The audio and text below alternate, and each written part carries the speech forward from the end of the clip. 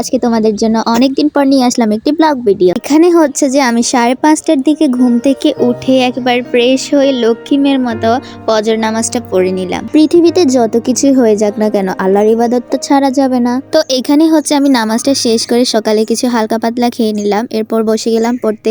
Because তোমরা তো জানোই আমার সামনে এসএসসি এক্সাম আছে, তো বেশি বেশি তো পড়তে হবে তাই না। রিসেন্টলি আমার আম্মু এর আগের দিন সন্ধ্যাবেলা গিয়েছিল আমার নানুর বাসা, আমি যাইনি কারণ আমার পড়া আছে।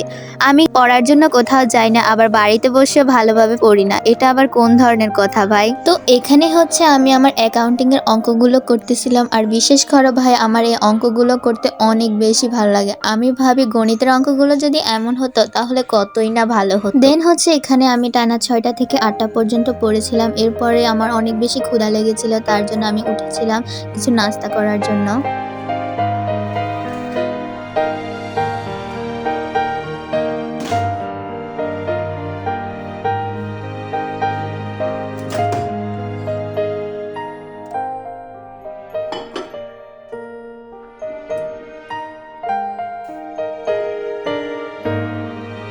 অ্যান্ড এখানে হচ্ছে যে আমি সকালের নাস্তাটা করে প্রস্তুত হয়ে নিয়েছিলাম, কারণ আমার আম্মু তো এখন নেই, তাই জন্য আম্মুর যত দৈনন্দিন কাজকর্ম আছে সেসব আমাকেই করতে হবে। আসলে আম্মু ছাড়া একদিন থাকলেই বোঝা যায় যে আম্মু আমাদের জন্য কত কিছু করে। जो लोग ये वीडियो देख रहा है ना, प्लीज मत देख। अगर देख रहे हो ना तो प्लीज इसको लाइक और फॉलो करके आगे बढ़ा दीजिए।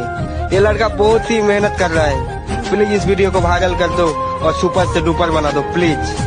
তো এখানে হচ্ছে যে আমি সমস্ত কাজকর্ম করে আবারও বসে গেলাম পড়তে। আর এখানে আমার না কিছু খেতে মন চাচ্ছিল, তখন আমার মনে পড়লো যে আরে ড্রয়ারে তো একটা মামার বক্স আছে, তো আমি ওই মামাগুলো খেলাম আর পড়লাম।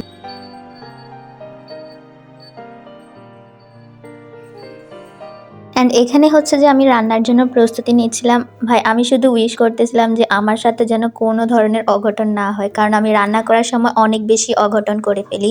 আর এখানে হচ্ছে যে আমি 2টা ডিম ভাজি করার জন্য প্রস্তুতি নিচ্ছিলাম, বিকজ আমার আব্বু ছিল বাসায়, তো আব্বুর জন্য একটা আমার জন্য একটা। দেন এখানে হচ্ছে ডিম ভাজার জন্য সবগুলো উপকরণ দিয়ে দিলাম আর ডিমটা ভেঙে মিক্স করে নিলাম।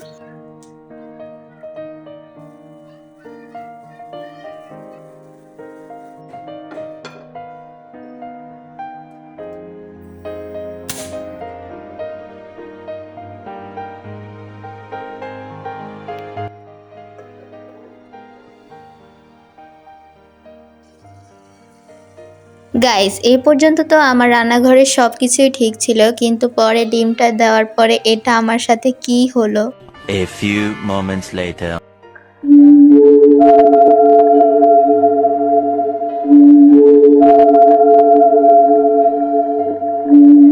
এখানে যেহেতু আমার ডিমটা হচ্ছিল না, তাই জন্য আমি আরেকটা পাতিলে দিলাম আরেকটা ডিম, কিন্তু তাও হলো না। আর এটা হচ্ছে আমি যে 5টে ডিমটা ভাজি করেছিলাম, আর এটা হচ্ছে সেকেন্ডটা।